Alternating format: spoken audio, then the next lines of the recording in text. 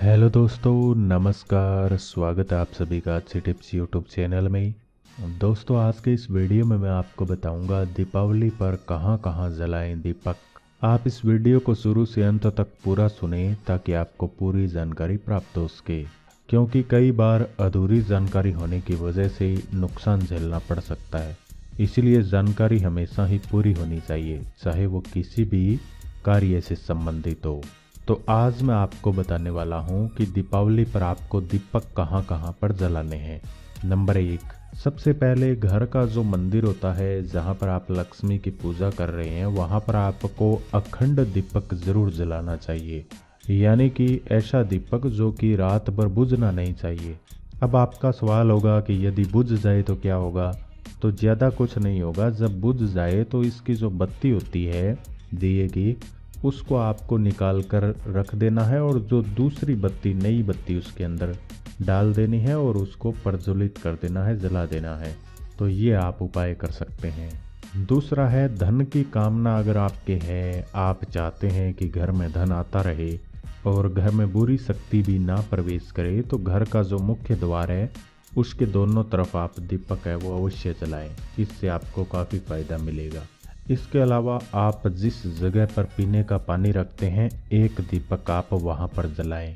और अगर आपके घर में तुलसी का पौधा है तो वहां पर आप एक दीपक जला सकते हैं, और आपको जलाना भी चाहिए क्योंकि इससे फ़ायदा मिलेगा।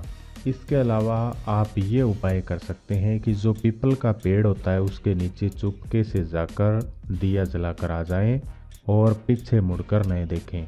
और ये उपाय आपको दिवाली वाली रात को करना है। इस उपाय को अगर आप करते हैं तो ऐसा माना जाता है कि घर में खूब सारा पैसा आता है और सुख समृद्धि बनी रहती है।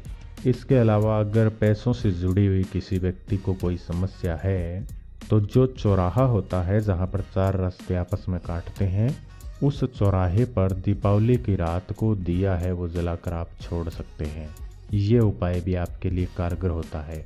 इससे भी जो भी देवी देवताओं की कृपा है वो आपको मिलती है, लड़ाई झगड़े नहीं होते हैं और मानसिक शांति मिलती है। इसके अलावा अगर आपके घर के आसपास कोई मंदिर स्थित है तो वहाँ पर आप एक दिया ज़रूर जला कर आएँ। इससे देवी देवताओं की कृपा मिलती है। और अगर आपके घर के आसपास या घर में बेलपत्र का पेड़ है तो उसके नीचे भगवान शिव को खुश करने के लिए आप एक दीपक जला सकते हैं।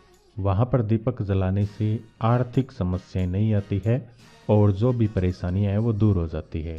इसके अलावा अगर आपको भूत प्रेत ज़्यादा परेशान करते हैं, पितरों से अगर आप परेशान हैं, तो चुपके से शमशान में जाकर के एक दीपक जलाएं और दीपक जलाने के बाद में पीछे मुड़कर आपको देखना नहीं है और फिर चुपके से घर आ जाना है।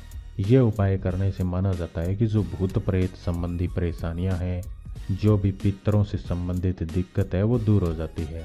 और ये उपाय आपको दिवाली की रात ही करना है, क्योंकि दिवाली का दिन है वो बहुत खास माना जाता है। इस दिन उपाय करना बहुत कारगर सिद्ध होता है।